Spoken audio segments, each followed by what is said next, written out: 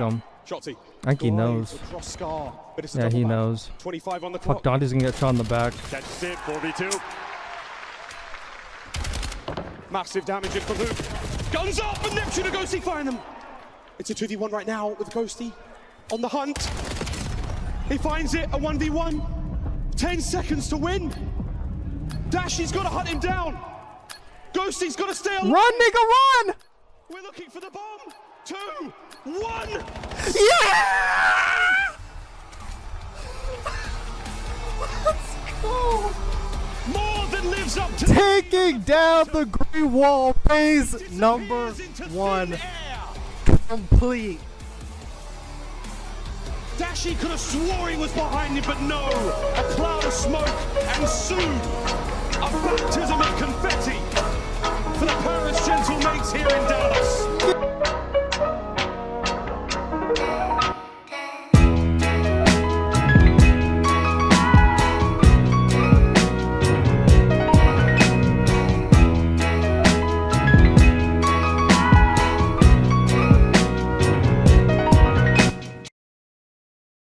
Alright guys, yo, welcome back to another episode of the Borito Talk podcast. I am your host Borito, the #1 CDL ESPN analyst / content creator in the world.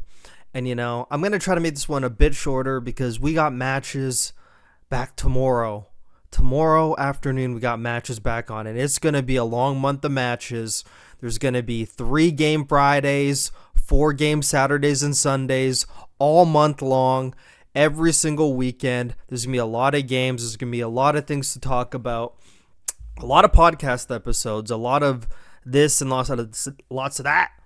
I was going to do a major 1 podcast episode, but I forgot what I did, but I just ended up not doing it because I think I was doing something else. I forgot what else I was doing. I was doing some sort of podcast or whatever. I just didn't do it. Or some other videos. So we're going to talk about that in this, but I kind of just like spoiled it because I'm on the page already. So we're going to cook pros for the first half of this podcast, and then we're going to do a tier list, and I'll explain the tier list after we get to the tier list, but we're going to cook some pros real quick. I wrote down some small key points as we go through some of my tweets and where to take it from there, okay? So where do we start when it comes to the pros? Okay, so there was a lot going on this week. There was GAs that got reversed, GAs that are now back, you know, just a lot of stuff, the map picks and everything. Where do we start first? Okay, we're going to start, which tweet should I do first? Okay, we're going to start with this tweet and this subject about Sake, the new map that came out with Season 2 of Black Ops 7. So I made a tweet, and I was talking about a Dan Ghosty clip I saw, because Dan Ghosty said that like 4 players or 4 teams tried the map, thought it was too big, it didn't like it. Mind-blowing. So I said, so Sake's not going to be in because the pros think the map is too big. Absolutely mind-blowing. We are in an ADHD generation. The map is not even big. I actually thought it was kind of small, which I do think, but it's a perfect size. The S&D points are a 3-second jog away from each other, and you could run an overload score on the A points in 5 seconds. What is the actual problem? Meltdown and Homestead are the only big maps in the game. Okay, so I can't even believe it's just so mind-blowing. How do the pros think Sake is a small map? So I have Sake here, pulled up right here. If any of you guys have played it yet, there's aspects of it that are quote-unquote big, but the overall map is not big. This is like a normal size map. This is what a map should be. Are we actually in the complete ADHD direction? Hold on, I actually might have to go on to display capture only for those of you watching on videos. We talked through this. So this is the map Sake. It's not that big. There's 5 hills. There's the one in the middle. The second one on the backside, which I think is probably the hardest hill to break if you have control of it. If you have control of back spawns, you have to rush through P5. If you know, you know. 3, honestly, I would say 3 is pretty hard to break, but like that's like the challenge. Like that's the great thing. If you block P1 side and make them come down the P5 street, like that's ideally what you want to do. very hard to break. 4 is like a mix fest. Even if you have like the back spawns, it's like a mix fest. There's a lot of areas like to break that hill from. And then P5 is also a mix fest. I thought this map, when I played it in 8s, because I played stock A 8s with some people, I was able to get something going. It played extremely well. I probably should have recorded it, but I was not thinking about recording it. I have no idea why. That's El Burrito. Every YouTuber definitely knows you must record everything because you never know what's going to happen. But it played extremely well. And I thought out of every hardpoint map that we have, it was probably the one I enjoyed the most. I obviously do like exposure. I do like Den to an extent, not as much as everybody else, but it is a good hardpoint map that I don't think should go anywhere. But this was definitely like the best hardpoint map I played. 100%. The rotations, the size of the map I thought was not too big and not too small. I thought it was just good. Every hill plays great. I thought it was great. For S&D is another thing entirely. But when we're comparing it to maps like Colossus and just every map for S&D, every map for S&D is like not really that good. Scar's really bad. Colossus really bad. Exposure's really bad because the map, when you look at the mini map of Exposure, it looks like the most symmetrical map ever. But then you queue it up for any respawn or any S&D, and the way that you get to that P2 side makes the map so unbalanced, and the P5 side is so open. The map is just shaped extremely weird for S&D. It's super weird for S&D. And then for S&D almost feels like you kind of can't do anything. Like a lot of people probably feel that way. It's pretty one-dimensional. You either go one side, you go the other. You can hit mid, whatever. There are things you could do on that map, but it's pretty lame, pretty boring, honestly, like to play. And then Scar, one-dimensional. Most people just go A every round. I think it's A or B, whatever, whichever the P2 one is. The maps just aren't good. Raid's the only good S&D map, and it's the old school map, but it's like the only good S&D map, I feel, out of pretty much all of them. So there's Colossus, there's Scar, there's Den, there's Exposure, there's Raid. Okay. So yeah, all those maps are pretty bad. Overload on this map, I don't think it has the overload points on this like mini map thing, but the overload points, I mean, as you can imagine, are in the corners of the map. I thought you could get to the A points, which is like this back spawn here and like the backside of P4. I thought you could get to those ones pretty quick.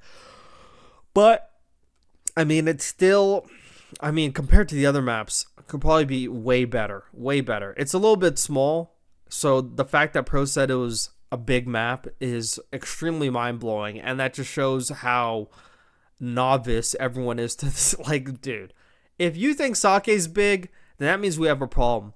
And I think I heard a lot of pros say this, which is the most mind-blowing thing I heard from a professional Call of Duty player ever.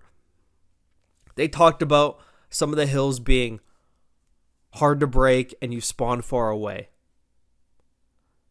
Oh my god. I mean, I guess they're talking about that like for Raid, but I swear I heard somebody say it for this map too, because like on P2, like you spawn pretty much back P3. I'm like, are we that used to spawning right beside the hill that we, like, dude, it's just ridiculous. Like, this map should be in right now as we speak, and I guess it's gonna lead me to like another tweet.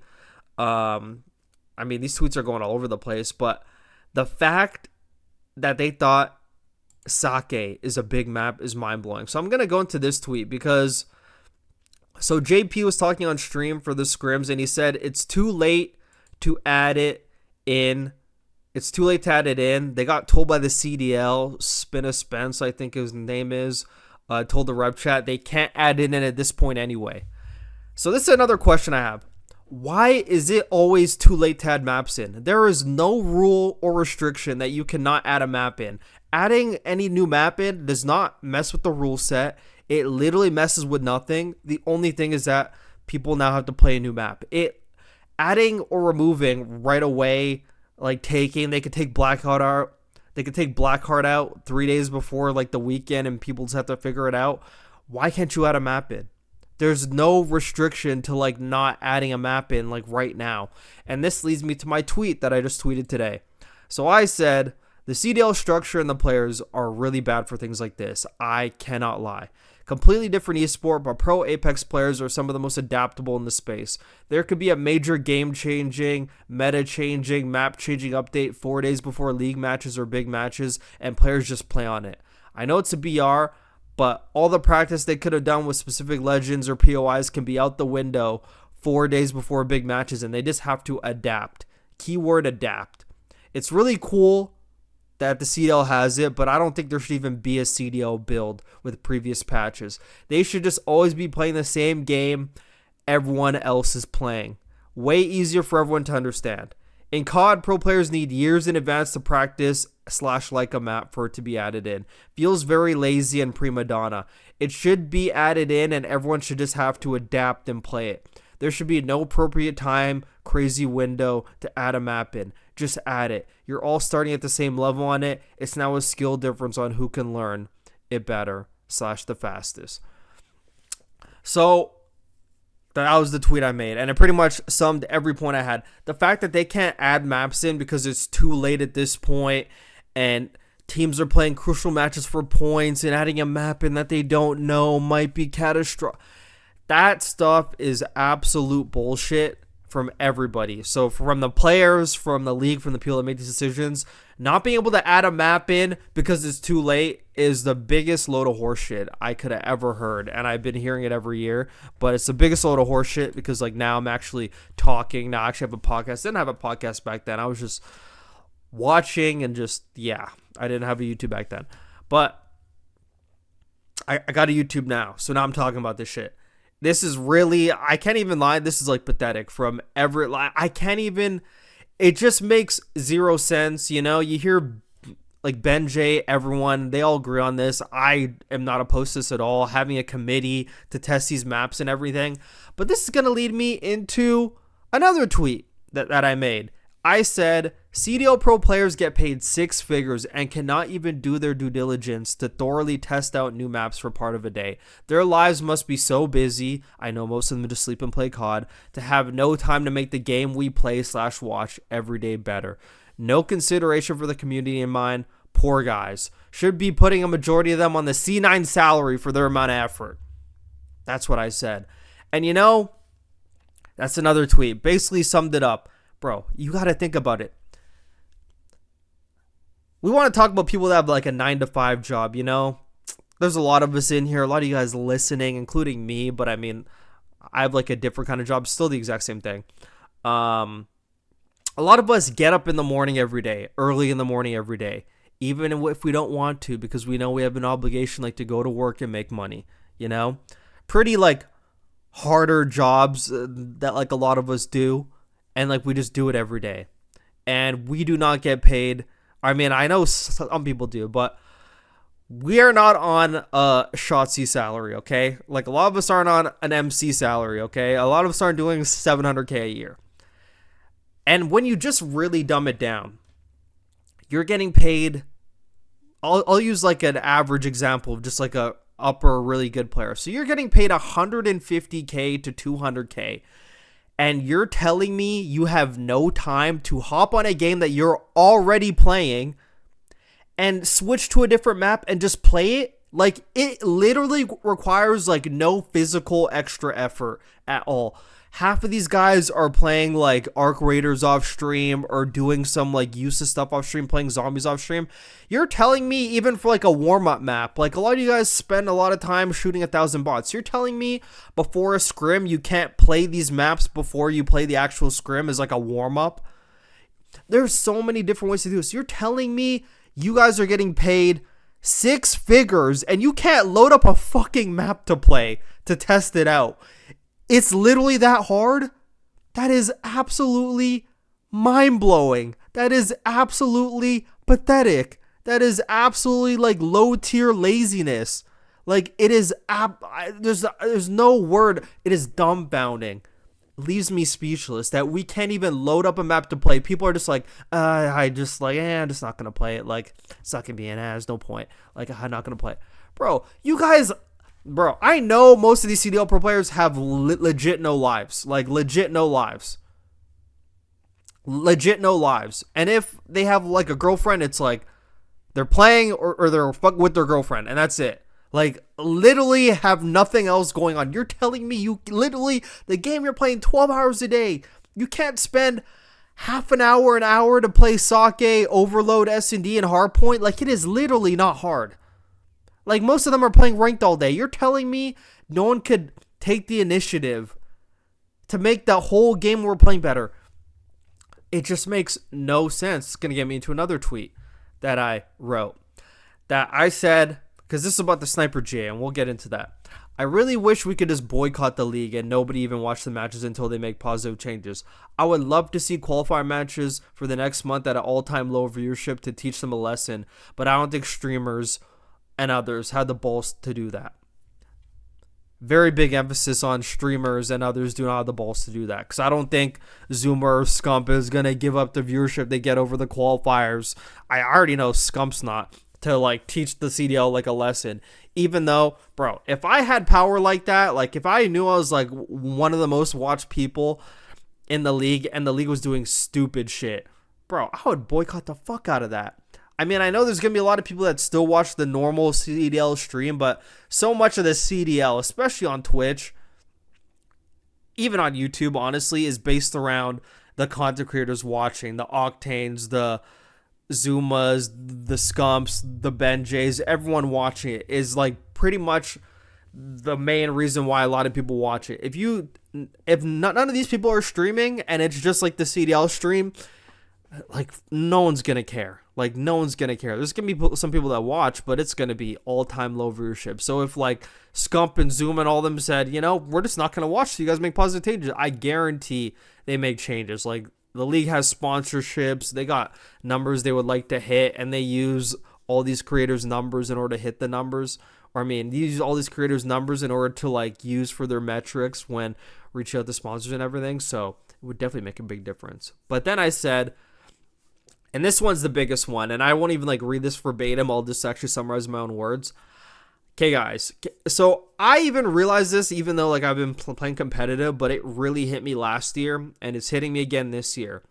Imagine being a pub player, okay? You just play pubs your whole life, you don't know anything about competitive, and you see this rank play thing come out, and you want to like test your luck in that, because like you're like Prestige Master, you know, pubs is easy, you want to go play against better players. But, you know, pub players, you know, the amount of variety they have in pubs, you know, you got 30 weapons, you got all these ARs, all these SMGs, snipers, everything. Imagine going from that, and I felt this last year too in Black Ops 6, even though like I'm not a pub star, but just seeing the selection, I started thinking about the pub players. Imagine going from pubs where you literally have everything at your disposal to now going into ranked. And you go on create a class because, you know, you have to make your class, and you see there's only one AR you can pick from. One AR out of like 8 that you can pick from. You go to the SMGs. I mean, like, you don't even see the category. You don't even see, like, all you see is assault rifles and SMGs. That's all you could use. So every other category, like, you can't use. And I mean snipers, I guess, but there's only one. You go on to ARs, you only see one AR. You go on to SMGs, you only see one SMG. You go on to pistols, you only see one pistol. And you're wondering why. Like, why am I only able to use 3 guns in the whole game? There's 30 weapons. Why am I only allowed to use 3? Like, you can't use any other? I know a lot of people at that point would just go like, yeah, I'm not playing this. Like, why am I only allowed to use 1 gun? This is stupid. Like, I'm out of here. And then you want to take it a bit further. And then you go on to perks, your wild cards. You can only use 1 wild card. It's perk read. That's it. You go on to your perk 1. It's like lightweight. And that's it. It's like lightweight, and actually it is only lightweight because when you use perk read. Bro, you see the amount of stuff. You get my point. The amount of stuff they take away is ridiculous. And then you go and queue to a game. Let's say you make it past this stuff. You're like, man, that stuff's weird. Like, that stuff's really freaking dumb. And then you load into ranked and you get Colossus and Scar 5 times in a row. You're like, I'm playing these terrible maps. I only get to use like 1 gun. Like, if I'm an AR player, I only use the M15. It's the only gun I can use. I only get to use 1 gun. I can only use 1 pistol.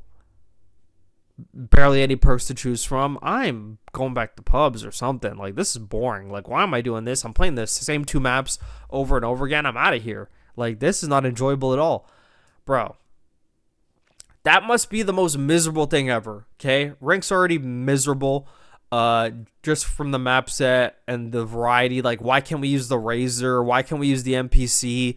Like, why can't we use the Carbon? Like, there is literally nothing wrong with the Carbon. Like, they, like you just can't use it. Like, why? Like, all that stuff is ridiculous. Like, absolutely ridiculous. Like, ARs, like, half the ARs, why can't we use? Why can't we use the MXR? Why can't we use the AK? Like, why?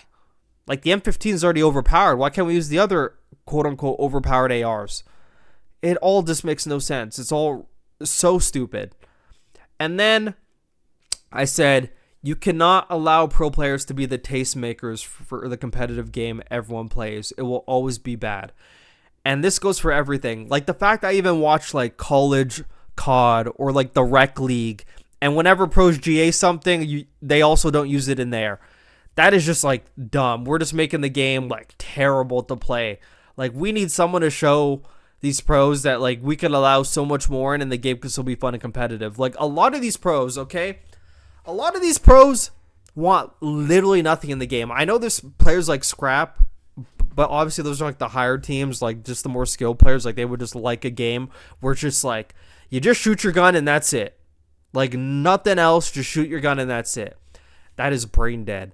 And a lot of these pros, like I said in this tweet, they're the combined IQ of all 48 players in the league right now, I kid you not, is like an average of like 90. And that's the average of one person, okay? The average of one person is like around at 85 to like 95. That's the average IQ when you put all 48 pro players together, is the average of one person. Like, these pros literally don't use their brains. They can't think. A lot of them can't even name 20 states in the United States that they live in. Like, why are they the tastemakers for the shit everyone's playing?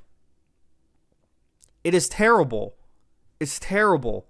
Like, the game's been terrible for years. You can only use one gun here, one gun there, one pistol here. Like, why can't I use the 3-burst pistol? Why can't I use the auto pistol? The Jagger, the single shot pistol that everyone thinks is like the only acceptable pistol use, you could 2-bullet across the map with that in certain scenarios. You can't 2-bullet with the burst pistol from far away. Like, you literally have to hit 5 bursts from far away. The Jagger, you could actually do that. The auto pistol, like, why can't we use the auto pistol? We were using that in MW2, like 2009. Like, we were using the Cat 40 back then in Black Ops 2. Like, these guns aren't even overpowered. Why can't we use other pistols? Why are we subjected to a single fire pistol every year? Like, they're acting like, oh my god, a pistol kills close range? Man, that's ridiculous. Have to G8. What sort of thought process is that? Like, why are these idiot... No, like, actually, like, I heard X, like, say it on the flank. He's like, these are just little ass kids, bro. Why are we letting these dumb kids decide the game, bro? They can't even think for themselves, bro. They can't even think for themselves. Why are they... Bro, half these guys don't even know how to do their own laundry. Why are they deciding what we're playing? It's absolutely ridiculous. And then the sniper GA happens because they see the clip of Sib sniping or quickscoping Shotzi in the grand finals of Major 1. Oh, it's OP. Gotta get it out of there. Ridiculous. Ridiculous. And then it's been un-GA'd because apparently they had an option for no aim assist. But even without that option, why are we banning it? Because you're getting sniped? Find a way around it. Strategy. Learn how to work around. It's one sniper on a team. It's not super OP. They can only watch one lane, smoke it out. A lot of people are just smoking their feet. Like, use the smokes on the fucking map. Like, add some strategy. Add some thought. Especially if you're at the bottom of the league. If you're a player or a team at the bottom of the league, you want all this random shit in. Like, if it's just AR and SMG, you guys aren't fucking with the top half of the league. You guys want this bullshit in. You want to be able to even the playing field. Like, why are you guys asking for everything out? Like, that makes no sense to me too. Absolutely no sense. No thought process. Like, most of you guys, AR and SMG, are not beating these pros. You guys need the RC cars. You guys need the burst pistols. You guys need the snipers. You guys need everything you can to make this an even game. So it's like, why are you not aligning it? It's really dumb. It's really dumb. Even without the sniper thing and like the way they do GAs, like, and okay, another thing I want to talk about that's so funny about pro players, and this is why you can't trust a single pro player. If you hear any pro player say anything in public, on Twitter, whatever, do not trust it, bro. So they talked about how the sniper GA, like voting the sniper out, was pretty much a unanimous decision, which means everybody voted on it. Okay, everyone wanted it out. And then they go on the flank, and then like the flank's on, and they're roasting pros, and then you see some pros coming like, oh, I had nothing to do with this, like, oh, it's fucking like that, more like trying to like deflect and like, bro, you guys are so fake. Like, you guys just voted on, and I hate to have to call him out because he's like I really do fucking like him a lot, I really do, but I specifically remember in Black Ops 6, Atlanta FaZe voted the sniper out, and then I think it was like before. I think it was like before, and then they found out after. But I remember like Simp going in like Zoomish chat like, man, that's crazy. Like they fucking voted like the snipers out. Like he was all like that, and then it came out that Atlanta FaZe actually wanted it out. I'm like, bro, like come on, man. You're telling me like, your whole team out fucking vetoed you. Like all your team said, oh yeah, we want it out. You're like, I can't do anything about it. Come on, man. Like, bro, some of these pros you can't trust them. Like they just want to look good in public, but then like in private they're like just schemy, bro. Like I just like know they are. I just know they are. Like I'm seeing pros go into like the flanks chat like, oh fuck, I had no idea what happened, but they're like some of the pros doing it, or they're just acting like, oh, they have no idea what happened. How convenient. How convenient. How convenient. I mean, like, the GAs are just, like, absolutely ridiculous. They're just ridiculous. The fact they can't add maps because pro players didn't have enough time to play it or just anything. Like, there's actually no logical reason behind it. Like, adding the map in literally does nothing. And the fact that they say it's too late, there's no reason for it to be too late. Like, at all. Like, there's no reason. And the fact that they have some sort of fetish. For some reason, the CDL has some sort of fetish. They want 5 hard points, 5 S&Ds, 3 controls. Like, specifically, they want that amount. And I think it's because of, like, the vetoes. Because when you do the vetoes out, it balances out, but it doesn't balance out because it leaves, like, a map left in every mode. Bro, just add more maps. Why can't... Bro, in Black Ops 3, there was, like... I swear 6 or 7 hard points, and there was like 6 or 7 S&Ds. Like, there was so much to choose from, and you still did map views, the exact same thing. Just add the maps in. There shouldn't need to be a time limit. Like, whatever reasoning, like, you could tell me anything, and it'll be stupid. Like, there's no actual reasoning that a map cannot get added, and there's no such thing as too late. Okay, there's no such thing as too late to add the map in. Let's just get that straight. Let's get that straight. There's no reason. There's no logical reason for this, okay? So yeah, I'll leave it at that because I swear I could talk about this forever. And I think a lot of these top content creators have to do more, honestly. Honestly, from my POV, with great power comes great responsibility. And we can't just have the same thing every year. Like, I have PTSD from this stuff. Even, like, my IRL, where, like, bad things happen over and over again, and people complain about them over and over again, but they don't want to do anything to actually change it.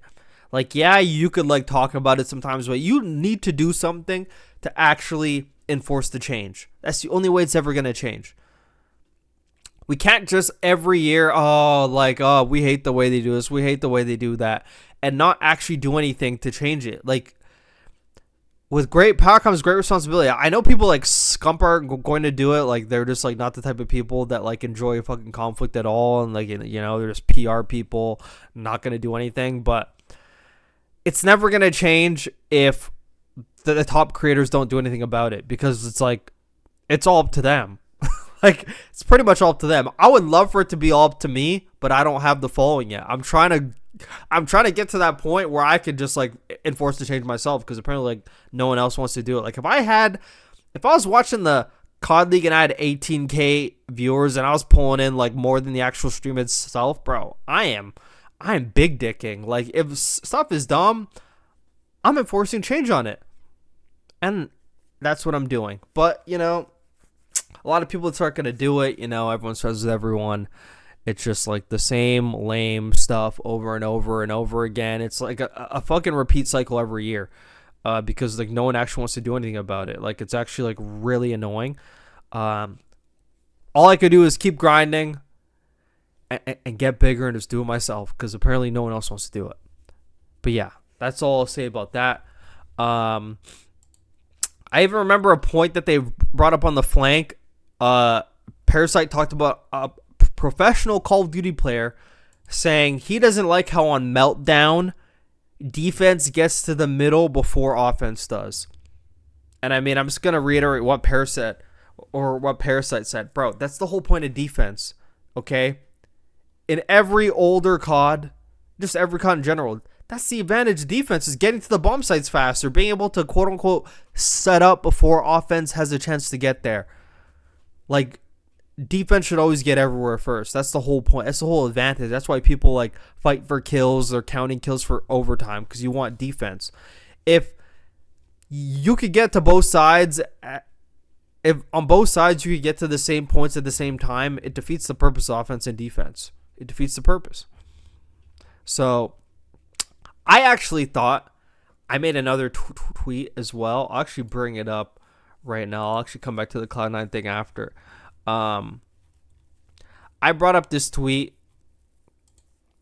Okay.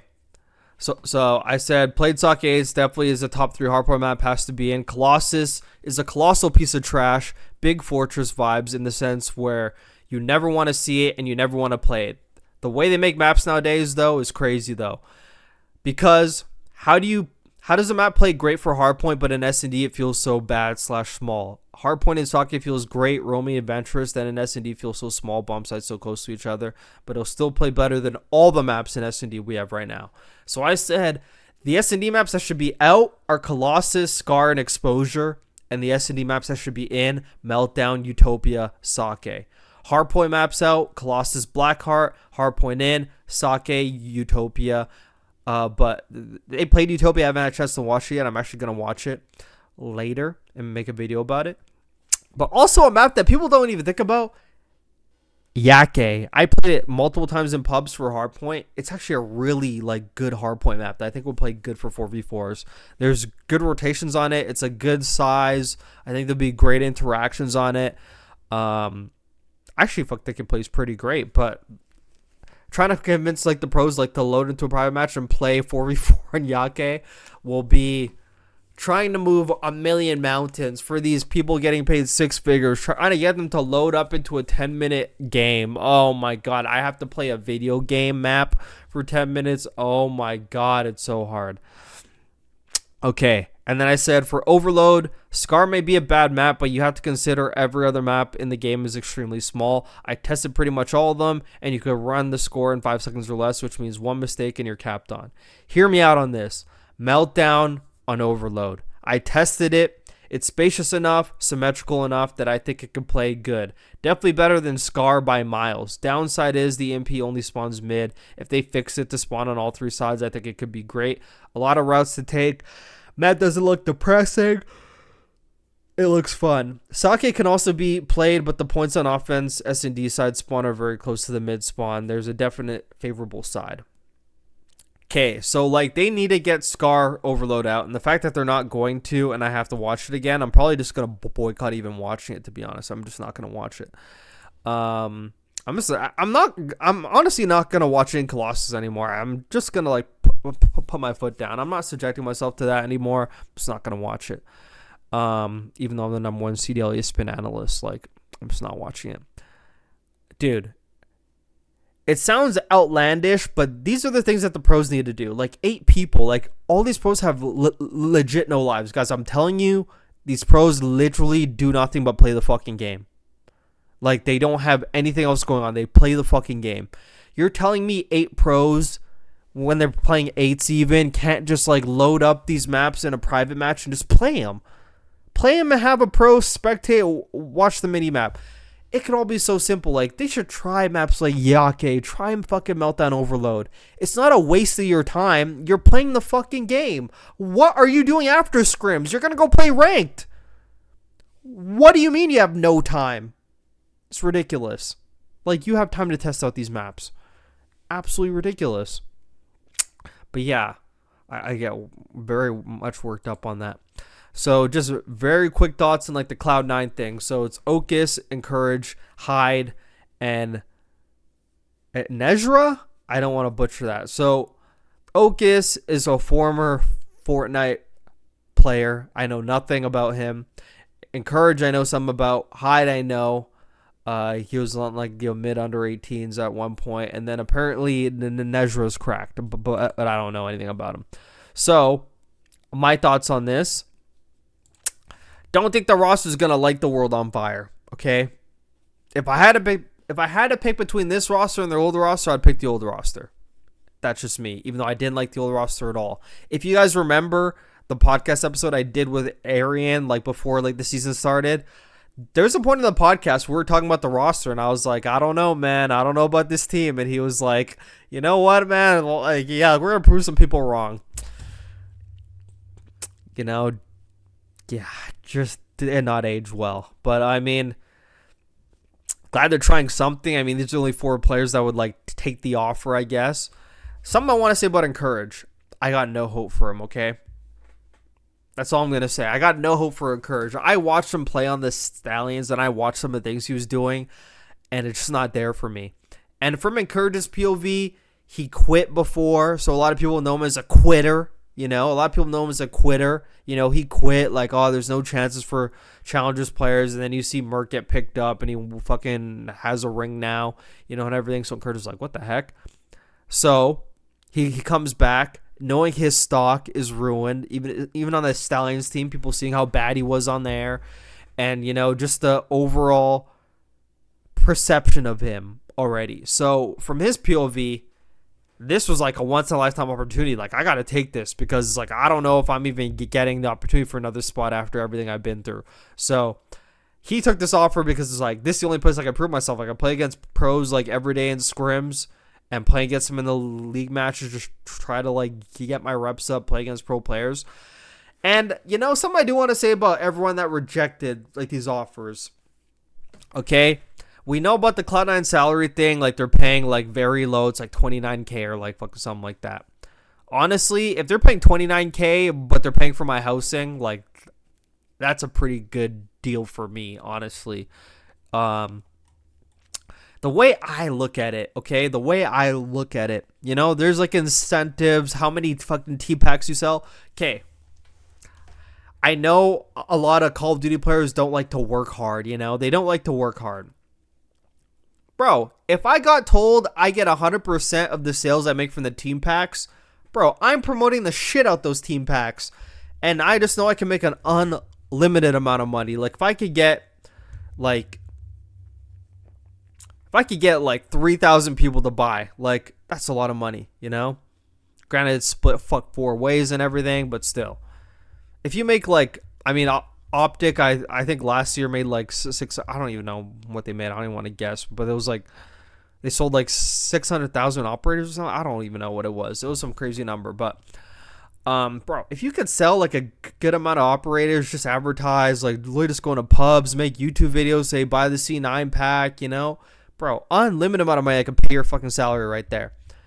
And just having the initiative, you make 100% of the earnings that you win. So if you do good in qualifiers and you get like a top 4, top 5, like, you know, all that money's going to you. You know, there's a lot of incentives. And it's not just about like the money.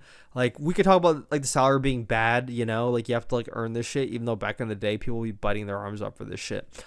The way I look at it, and, like, the reason why I'm not really on the side of, like, all the Challengers players, you know, like the Sparts, Brack, everyone. Every insert Challenger player here has, like, declined this offer. The reason why I'm not against it, or the reason why I am against it, the way I look at it, I'm like, who do you guys think you are? Like, Spart, you were just on Cloud9 last year, and you played terrible. What makes you think you're going to get back in any spot? Like, there's people like Brack that have been in Challengers now for, like, 5 years, bro, what makes you think you're going to get back in? There's no guarantee. Like, you're getting older every year. What makes you think you're going to get back in? Like, I don't know who else got an offer, but like so many players like that, like Prolu. I don't even know Prolu got an offer. Prolu, what makes you think you're getting back in? You couldn't even get on like the Falcons. Like, they turned you down. That's the only team that was going to take you last year. They didn't even take you. Capsule.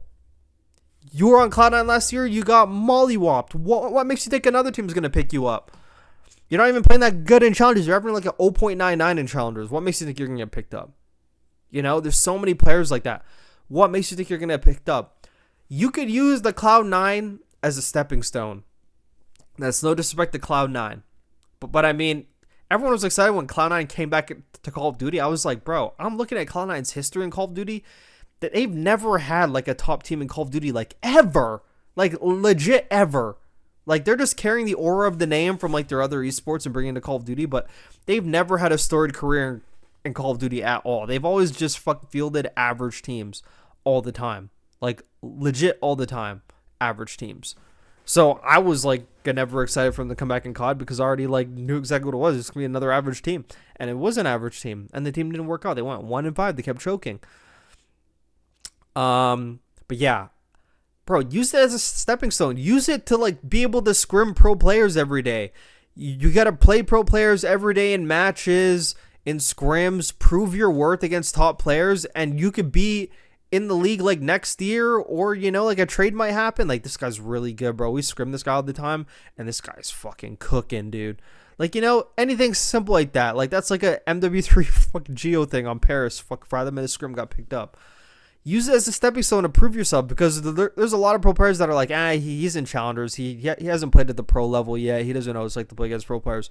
Bro, if you're on this Cloud9 team and you're playing against pro players and you're just proving like your worth, players are going to see that. Like, okay, this guy could play against like the top guys. Like, use that as a stepping stone. Like, people like Brack and Spark should be biting their arms off of this opportunity. Like, try to make the best of a bad situation, but a lot of pros don't think about it like that. Like, they're prima donnas. For some reason, half these guys think they're guaranteed another spot in the league. Like, you're not. You're not getting on Falcons. You're not getting on Optic. You're not getting on FaZe. You're not getting on Koi. Like a lot of you. You're not getting on Miami. It's like, bro, most of the teams you're not getting on. Take this opportunity. It's ridiculous. You're going to go back to playing like your Challengers Cups. Congratulations. Ridiculous. But I hope that they do good. I wish them all the best. I don't know it's going to happen. I feel like Encourage, guys. Okay. No disrespect to Encourage. I'm not high on Encourage at all. I'm actually like pretty high on like, I mean, I haven't really like watched them play. I'll watch them play like this weekend when they play. But like Hyde was like a pretty like nasty player, but who knows how he plays with like this team specifically. Who knows how Ocus plays, but like I like the fact that he came from Fortnite. He's already in the league. Like, I love that. Like, a lot of people hate that shit. Like, wow, everyone could get picked off a rank play. Okay, well, if like you think that's possible, why don't you go do it then? Idiots. Yeah, but I'm not high on Encourage at all, man. Like, I watch him play on the Stallions. Granted, it is the Stallions, but I watch his arrows sometimes, and bro, he's doing some dumb shit. And I'm just not high on it. There's no backbone to this team. And, you know, I'm not faulting Cloud9 or the coach at all. Like, they just did the best that they could possibly do. And this was it, which means they probably couldn't do all that much. And we'll see how it goes. Hopefully it goes well for them. Hopefully a lot of them use it as a stepping stone to get on better teams, you know. Wish them all the best. But my guess is that it doesn't work. But we'll just have to wait and see. And we'll like report on Monday after these games are over. But yeah, that's it for the first segment, guys. We're going to take a little break. A nice little commercial break. And we're going to come back with my tier list going into the next stage and beyond. We'll be right back on this episode of the Borito Talk podcast. Can't wait to show you guys this product unless you already knew about it. But this episode of the Borito Talk podcast is sponsored by Blacklight, redefining comfort and performance where work meets play. Blacklight makes the best premier ergonomic gaming chairs and desks in the gaming space and are partnered with some of the biggest brands and teams such as the Blast Premier for Counter-Strike, Team Spirit, Team Liquid, Fnatic, Toronto Koi, Toronto Raptors, and even Epic Games Fortnite Championship Series.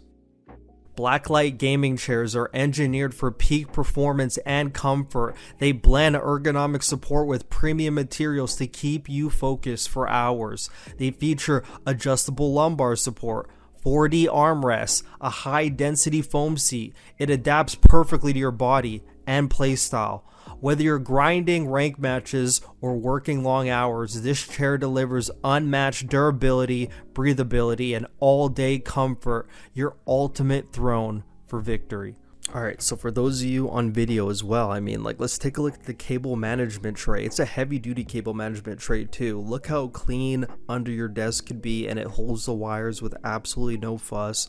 Also has an adjustable desk with 4 presets already there. You can edit them yourselves as well, which is incredible. So let's say you've been sitting down all day, you want to get the blood flowing, you could stand up at the click of a button, sit down again at the click of a button, no fuss at all. And I know a lot of ads don't really talk about the price, but let's talk about it. I would look at this as an investment in the overall well-being of your body, the same way you would invest extra in a bed so you don't wake up every day with aches and sores. If you use your desk every day, you use your chair every day, you're going to sit down the first day and be like, yep, I made such a great decision. You're going to be so comfy.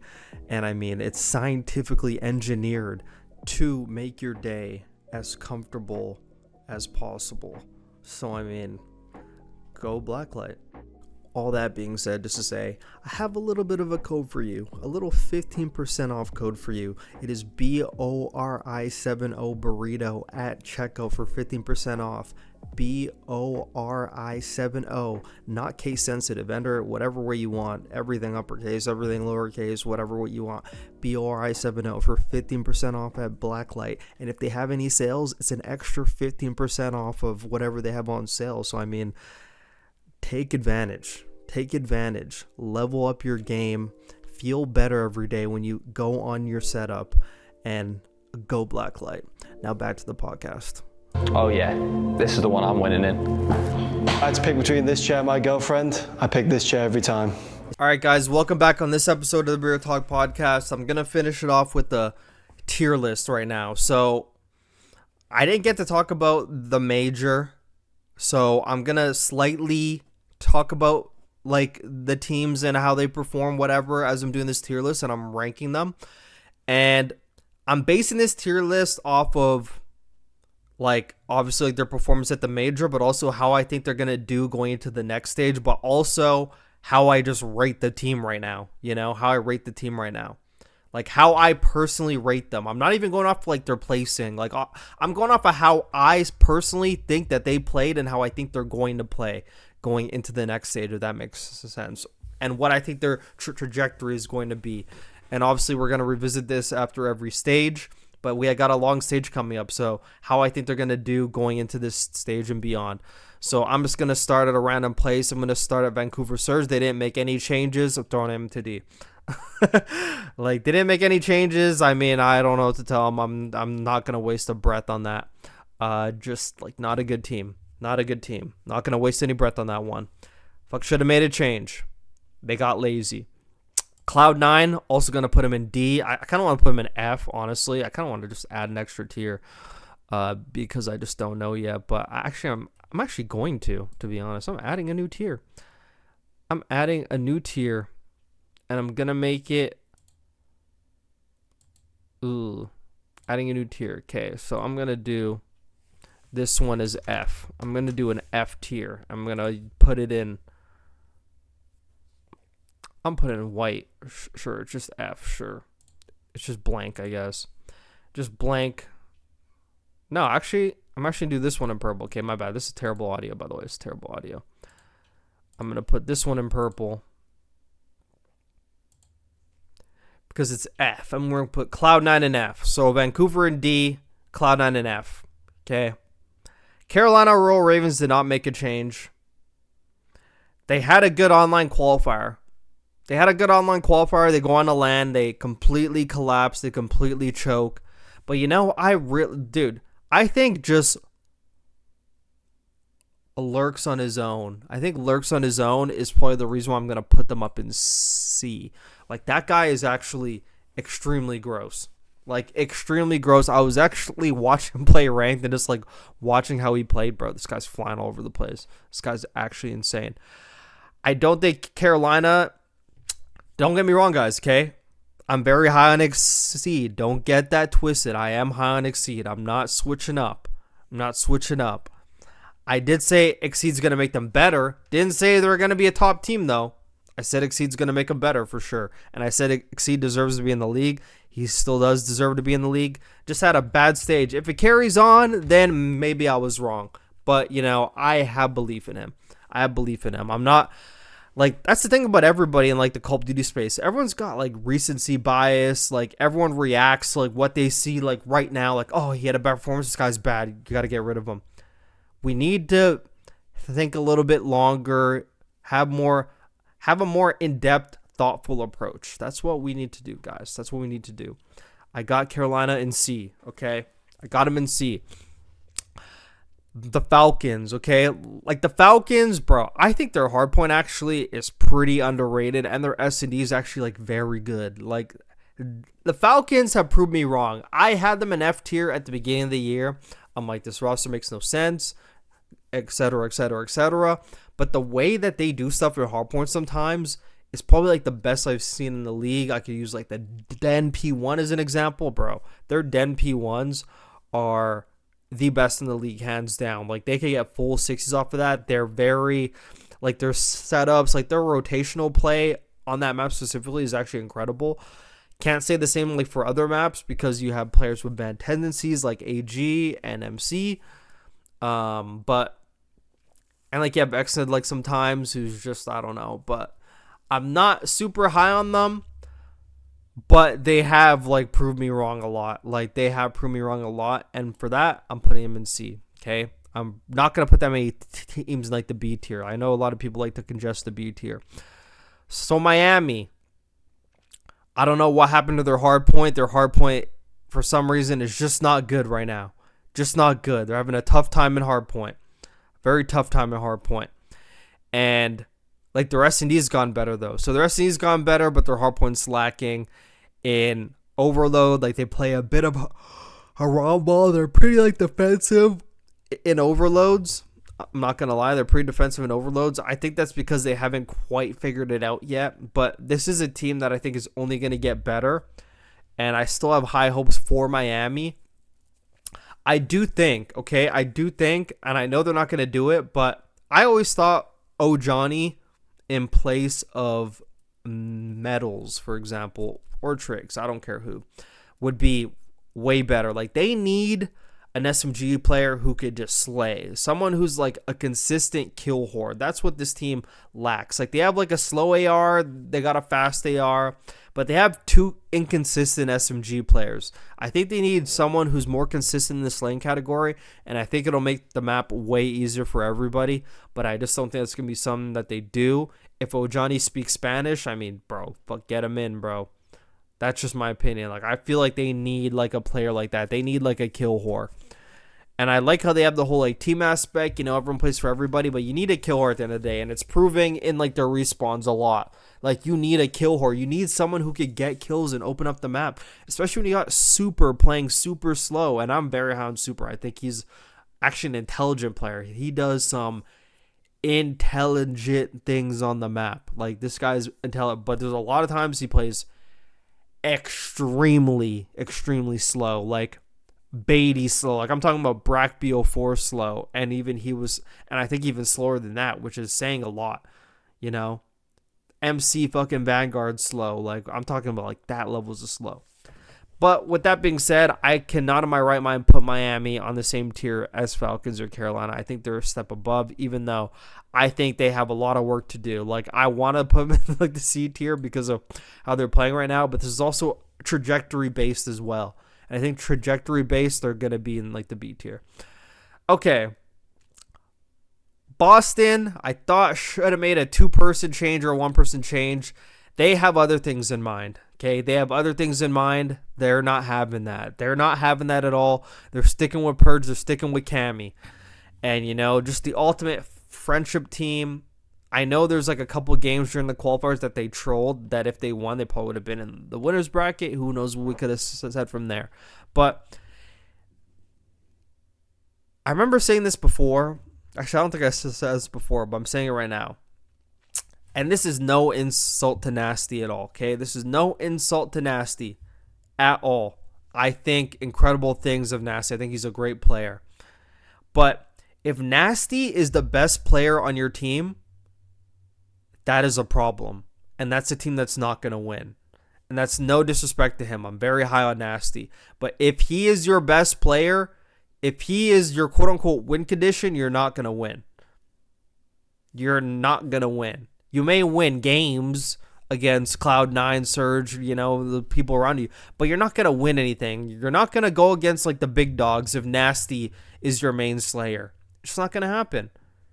That's not the type of player he is. He's a great utility player. Like, I would actually have him on a top team if he had slayers around him, honestly. Like, I thought he should have went on Koi, banging them. I told Koi in the offseason, okay? I should have messaged them directly, but I was screaming on my YouTube. They probably don't have me on YouTube. But I said, pick up Neum, and if you don't do Neum, pick up Nasty. Those are the only two options. The two ends, Neum or Nasty. Take your fucking pick. They do neither. They go with Insight. Like, fuck me, dude. Fuck me sideways, dude. Like, why are we doing that? Why are we making the same mistakes again, Koi? Why are we doing that? But yeah. Nasty should have been on Koi. Like, it's ridiculous that he wasn't. Ridiculous. Bad mistake by Joe Deceives. Bad mistake by Joseph Romero. Can't even lie. But if Boston is your win condition, that's a bad problem. And I think they're going to be in C. Can't put them on the same tier as Vancouver. I honestly cannot do that at all. Now we're getting down to the big dogs here. I'm saving the best for last, guys. We're going to do G2. G2 had a great run. I'm not going to lie. They had a great run. They proved a lot. They had a lot of fighting spirit. Mamba slowly living up to his Twitter bio of proving everyone wrong, almost proving me wrong. I still want to see more from them in terms of map pool because they've had a very favorable map pool, playing pretty much like the same maps all the time. I need to see how they do on the other maps, man. Otherwise, I mean, I'm just going to like not be super high on them. If you're constantly playing Scarce and D, you're either playing like fucking like Colossus or Blackheart Hardpoint all the time, Need to see more. But their overload is good. Like, they have improved at overload. Like, their Den overload actually looks a lot better. It isn't great, but it's better than it was before. And that says a lot. I saw the Flink trying to put him in A tier. I don't know who the F suggested that. They are nowhere near. And I don't think ever going to be an A tier team. Like, unless they make like a change, but that's for another day. But yeah, I'm debating between B or C. I'm not gonna lie. I can't in my conscience put them on the same level as Carolina and freaking Falcons. That just makes no sense. Like, I kind of feel they're proving like they're above those teams, but they can still lose those teams. But I do also feel like they're gonna ride off the momentum that they have. But they did have a bad online qualifier too. They did have a bad one. Let's pull up the COD wiki real quick. Let's pull up CDL Major 1, okay? Let's see G2's run at this tourney. So, G2 lost, or G2 beat Vegas, my bad. They beat Vegas and they lost to Optic, no fault of their own, and they thought they played that pretty bad. And then they 3-0'd Miami, and then they lost to Vegas, which they probably thought they could have won, but they got 6-0 in that map 5. That could have went either way, honestly. But yeah, I mean, they basically just won one game, and then they lost, and then they won a game, and they're already like top 4, which is crazy. Just crazy. Absolutely crazy. But let's take a look at the qualifiers. Let's take a look at the thing that actually matters, okay? We're going to open up the standings, and I know they're like 3 and 4. They were like 3 and 4, to my knowledge, in Major 1. Yeah, they were 3 and 4. They went 16 map wins, 15 map losses. Did not play good. But, they squeaked their way into the winner's bracket. squeaked their way into winners bracket. If I pull up their matches from the qualifier, they beat Cloud9 3-2. Arguably, Cloud9 probably could have won that game if they didn't choke. They lost to Optic. They lost to Boston. They choked against Falcons. They lost to Carolina. I don't care if it succeeds on that team. They beat FaZe Vegas 3-1, and they beat Koi 3-0. I almost forgot they beat Koi in the qualifiers. Really? They beat Koi like 3-0. Wow. Yeah, it's because they played Colossus. And the fact that the map set is staying like the same, it means that they're going to be like a good team for another stage because like the map set's staying the same. So they're guaranteed a Blackout or Colossus in every single series, which is ridiculous. They can't keep getting away with this. So I think just based on that, I have to put them in the B tier. I got no choice because the map set hasn't changed. And like they could probably like avoid exposure. Like I don't rate them as high as everyone else, but I mean like they have gone significantly better, and I can't put them on the same tier as Boston and Carolina. Those teams are getting pissed on. But I mean, Rocker's getting pissed on too. Like I feel like Rocker at this point can compete with LAT as well and like all those other teams. So it's like I can't put him so far below. I'm gonna keep him at B for now, and then I'll see. I might move him down to. I might move him down to CZ. We'll see. All right. I'm gonna go with Koi. So with the current team Koi has right now, I'm putting them based on their trajectory. I'll probably put them in B. But if they get Kips, I think Kips will be a positive change. I don't know how they work that out because I think he's an SMG player. It means he'd have to go duo with Joe, which means Kleenex has to stay on the flex. But Kleenex announced he's on the SMG, which I want to give him like the Geek of the Week for that announcement. The fact you had to announce a role swap is Geek of the Week material right there. Like I can't even believe you even announced that. It's actually embarrassing. Absolutely embarrassing. Their roster composition is messed up right now. It's super messed, and Jodeci is your only win condition. But it's like I can't put Koi on the same level as Falcons, Boston, Carolina. That's stupid. That's stupid. Like I feel like Koi could beat the teams around them. I feel they're gonna have a pretty decent qualifiers. I think they're gonna get better if they drop Insight. I don't really like an Insight Real AR duo. I'm not gonna lie. I might actually just like. I might put him in C just for that because I think Insight is actually still there. I might have to put him in C just for that. If Insight is gone, I would put him in B. But Insight's still there. Ooh, I might have to put him. Ooh, this is hard. I may move these ones around. Okay, I'll actually come back to these ones because I have to get through the rest and then I'll like rearrange it. Okay, but I'm gonna put them in B for now because I think they're above like the Falcons, Boston, Ravens, even though like they lose those teams sometimes. But I do think like they're better than them. Honestly, that's just my opinion. I just think they had a bad stage. And you're talking about Kleenex and Joe Deceives, bro. Like, these are players that, like, should be better than these teams. Like, you know? All right. FaZe Vegas. Where do I put FaZe Vegas? Where do I put FaZe Vegas? I'm going to put FaZe Vegas because they're, like, a step above those teams. I'm going to put them in the A tier. Okay, I'm going to put them in the A tier. You're going to see how interesting this is about to turn up to be. You're going to see how interesting this is about to turn out to be. I put FaZe. They made a great bracket run. They had a good qualifiers. They're better than the majority of the teams. If they actually get good hardpoint, they will actually be a great team, but who knows if they'll ever get good hardpoint. Like, who knows if they'll ever. Like, they deadass could have lost against Boston. They could have lost against the Falcons. Like, they deadass could have lost to either teams and been out, but they didn't. They 3-0'd LAT. They 3-2'd Minnesota. And they trolled to Paris, so they actually could have been in the grand finals against Optic. Optic probably would have won. So I guess that was just like the universe trying to help me out. Because if Vegas was playing Optic in that finals, who knows what could have happened? Who knows? But that was a bad troll from them. So they're way better than Miami, whatever. I think they're going to have a good stage. They're playing every team. I think they're going to win a majority of those games. All comes down to like their hard point. I'm not super duper high on them, okay? I'm not super duper high on them, but I am making a tier list. And in the tier list, they're A tier team. Like, they're an A tier team. And, like, you can't really argue that. Can't really argue that at all. And here's what gets interesting, because LAT just picked up Neum. I didn't watch her scrims against Optic today. I had way too much to do. I may go back and watch them, but what's the point when they're about to play qualifier matches? I'll pretty much see how they play with the mini-map all weekend long. I feel like Neum is going to be an upgrade just because Kenny's not getting kills. And I'm just going to explain this real quick.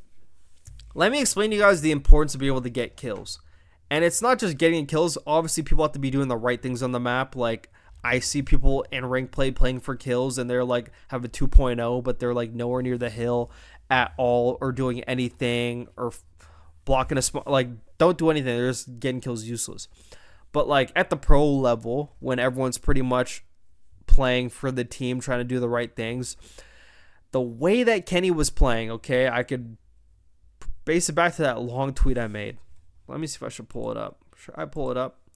It didn't bang like I thought it would. That's another question entirely. Okay, but I made a tweet about Kenny because they were asking about Kenny, and I had a thing about him. I had a thing about him. Okay. Where is this? Okay. I said, as the Quavo Kenny expert, let me chime in. Okay. I'm actually gonna skip to the important part. Similar to the first point, he does not value his life enough. He plays selfless but too reckless. But a lot of time, nobody is there to play off of it because LAT has little to no teamwork. Pretty much looks like 4 players playing individual games that only come together when they're close to each other on the map. So when 4 players are playing individually, when you are isolated in parts of the map, you need to be a little more greedy. Be a harder kill and secure kills more. That can actually make a big difference to how the result plays out, believe it or not. He thrives in systems, but they have no system, so he has to suck it up and play a little bit different. He needs to hold his own better. He loses a lot of big individual gunfights. I would say due to lack of confidence that our rotation fights, he'll holds, and fights to keep control. But yeah, the big thing is getting kills, because if you can't get kills, there's a lot of big gunfights on the map, guys, like rotational gunfights, hill holding gunfights, and I see Kenny get overzealous on a lot of those and lose them. And just small ones like that can make the map way harder for your team. And someone's constantly losing big gunfights, constantly getting gunned in power positions, and then you're spawning out, and then you go on like a 3-death streak. You know, that's how that stuff turns into like bad KDs and everything, and like the team playing bad. So just having a person who has more of a kill whore mentality and can secure more kills is automatically a plus. But I think the structure of the team is still going to be bad because they still don't have like a player who likes OBJ. Like Neem did not like OBJ at all. But, you know, he's probably going to be forced to play it. So there's going to be an adapting period. Who knows how long the adapting period will take. Off of skill, they should beat most teams, but now we're finding out that like teams are exemplifying a little bit more teamwork, and it's hard countering LAT not being able to have any teamwork at all. I do feel like they're going to get better, but how good is the question? Okay, I had them in the B tier the last time. I'm putting them in the B tier again. I can, in my good conscience, put him on the same level as Carolina and Boston. It just like that just makes no sense. For a top team with S tier talent, putting him in the B tier is pretty much the F tier. Okay, like for any like top 3 team on paper to be in the B tier, like that's an automatic like, yeah, like you actually are ass. But I do think they're not on the same level as Falcons, Boston, Ravens. I can't put them in that tier. And I don't think Miami's like better than them. Like I feel like LAT is going to beat most of these teams. And yeah, I am going to put them above Koi. I kind of want to put them above G2 as well, honestly. Honestly, might put them above my... Actually, no. I'm going to keep Miami. I'm going to keep Miami above them. I'm going to keep Miami above them for sure. Yeah. So that leaves us with the final 2. And you guys will not believe what I do here. Let's start off with God, I actually might be spoiling it, but I don't know. Like, we'll see. Okay, anyways. Let's start off with Paris, okay? Let's start off with Paris. They just won the major, yeah? They just won the major. They beat Toronto 3-1, beat LAT 3-0, lost the Optic 3-0. Miraculous 5-2 comeback on FaZe, beat them 3-2, and then they beat Texas 4-3 in the finals. They won all the SNGs, which is typical. which means he only won one respawn, which is crazy. I think it was like an exposure hardpoint too, no? Like, they are getting sloshed. But Paris is pretty much above every other team. But I'm not going to be like everybody else. Just because you won a major does not mean you're in the S tier.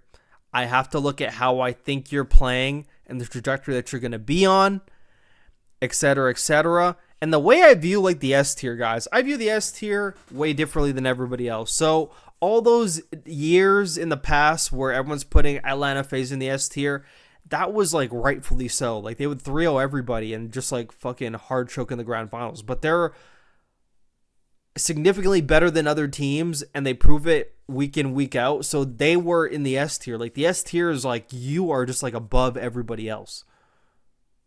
Like from the gameplay perspective. And I don't think Paris is like quite there yet. So I'm putting him in the A tier with FaZe. I'm putting him at the top of A tier. Putting him at the top of A tier. Okay? Putting Paris at the top of A tier. I don't think they're S tier yet. They have a lot to work on. They're obviously like a good team. They're like the best team right now, quote unquote. Quote unquote. But now we're saving the best for last, guys. The ultimate green wall op. The ultimate green wall op Borito is ranking Optic Texas. Let me put him F. No, I'm kidding. I swear to God, I'm kidding. Yo, put it back. Okay, no, I can't put it back. But I am going to put Optic Texas. A lot of you guys are going to be surprised here. I'm putting Optic Texas in the S tier.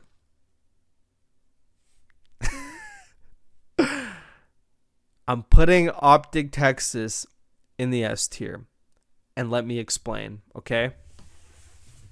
Optic Texas in the qualifiers, I mean, they didn't have like the best qualifiers, you know, they didn't have the greatest qualifier. They had a great start before Christmas, and then after Christmas, it got a little bit shaky. They lost like 3 games on the spin, or like, I think it was 3 games on the spin. Yeah, they lost 3 games on the spin, like after like the break. I think there was like a win in between, but they lost 3. They didn't play that well. And then they go to LAN. And they pretty much 3-0 everyone up until the grand finals, and they get hard fucking Neslo'd for the L. You could say home major cheese. You could say this and that. They're not that great in qualifiers, okay? And I'm not even saying Optic is going to win, okay? I'm not even saying Optic's going to win anything, because taking down the green wall in BO7, you see it above you. Phase 1, check marked, home major, didn't win that shit. Major 2, we're going to Birmingham. We're going to... I mean, I'm not actually going to Birmingham. I'm just saying, like, they're going to Birmingham. We're going to make sure they don't win there. We're going to make sure they don't win Major 3. We're going to make sure they don't win Major 4. We're going to make sure they don't win Champs EWC. Okay? But you could not win and still be an S tier team. Fucking FaZe proved that in Vanguard. Like, they didn't win a thing in Vanguard, but they're still an S tier team up until the end, where I think it was like A tier. But the way Optic played at LAN, like, I was scared. Like, you could say home major cheese, but I mean, they didn't have the drums until the grand finals, and like they lost. But the way they're playing on LAN, I was scared because it looked like no team was going to beat them. Like, it just looked like there was no hope. And I know Optic has like this gear, and I know how to counter Optic, but a lot of teams don't know how to do it. I don't know why. Optic plays the exact same to me all the time. I don't even think the players are playing that good right now. Hook is like a 0.74 in S&D, like crazy. I think they're getting hard carried by Merc, but he's on the team. Like, I mean, like, he's on the team, so I mean, nothing I can do. I could say they get carried all I want, but like, I mean, like, he's on the team, so I mean, it is what it is. He's on there. So, but the way they play, it looks unbeatable at times. Like, the way they play, it looks unbeatable at times. And I know there's online qualifiers, which is a majority of the season, and like LAN's only a small part, but LAN is a big part. And I think on LAN, like, teams don't even look like they can fuck with them, honestly. And they've gone a little bit better at Scarce and D to the point where they're not significantly losing it all the time. I feel with the map set change, they'd be even better. And I'm not saying they're going to win, but right now, it looks like they're way better than Paris. Like, Paris beat them, but it was 3 S&Ds. And they could have went either way, honestly. And Optic has like resilience when they play. Like they play with a real oomph when they play. And watching them play on LAN, it looked way better than every other team I watched. Like it looked way, way, way, way, way better. And it's like, how can you not put a team like that in the S tier? How can I put them on the same level as Paris and FaZe, even though Paris won the event? And it's a very bold call. It's a very bold call for me because a lot of people, when they do like these post-major whatever thing, they pretty much almost do it in the order of how like it was placed at the event, which is like really annoying.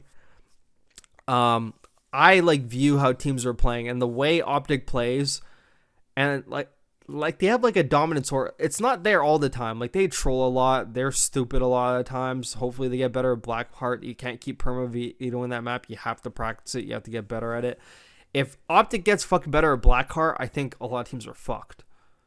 But I'm not sure if they're gonna do their effort to get better at that map. I even heard Hook playing fucking ranked the other day. He's like, ban Blackheart. Fucking Colossus in there. He's like, ban Blackheart. So if you're Optic and you always ban Blackheart, people are just going to ban another. Like, get good at Blackheart, and your map pool will fucking open up, and you'll pretty much dominate every team at hardpoints. But I feel like a gameplay perspective, like they're on an S tier. Even if they don't win, like they're on an S tier gameplay-wise. I think they're going to have a pretty good qualifier against pretty much everyone. Like, maybe or maybe not like they troll, but I think just from a gameplay perspective, like they look like the best team to me, honestly. I was going to do 3 on the A tier. I was going to do like all 3 of them on the A tier because I didn't think there was an S tier team. But I want to be a little bit bold with my tier list. Okay, I want to be a little bit bold. I want to prove a point. I want to invoke something, I want to invoke something. And Optic's gameplay compared to FaZe and Paris is like way better, in my opinion. It's just like that. And whenever they play like the bottom teams, I can't even say this for Paris or like fucking Vegas or any other team. Whenever teams are playing like the lower teams on LAN, like it never looks convincing. Whenever Optic plays like a lower team on LAN, it looks like that team has almost like no chance. But that's just my opinion. I'm not saying Optic's going to win anything because I'm going to make sure that they don't. But I think they have that aura, and honestly, it's all fucking Merc. Honestly, if Merc was not on that team, Optic would be fucking D tier. Honestly, like they're like so terrible without that guy. But that guy looks like he's not slowing down. Optic's very predictable, but I mean, teams just like don't do VOD review or like whatever. I don't know. But I'm gonna leave this before I change my mind at all. I'm gonna leave this. I actually like the way it looks. I'm gonna keep it like this. So this is my tier list now going into stage number 2, which is a long stage with no map changes, no sake. Bro, we have 11 matches and we're not going to get any new maps for this. Like, we're going to have to play the same dumb maps for 11 games. It's going to make these qualifiers extremely hard to watch. Like, let me tell you, extremely hard to watch. But we're going to do our best, guys. The matches start tomorrow. I'll be live for like the post game if anything goes down. Otherwise, I'll just be watching because, I got work, whatever. I'm going to be off work pretty early tomorrow. I'm actually going to make sure of it, but we'll see if I stream or not. But I'll let you guys know what the streaming schedule is.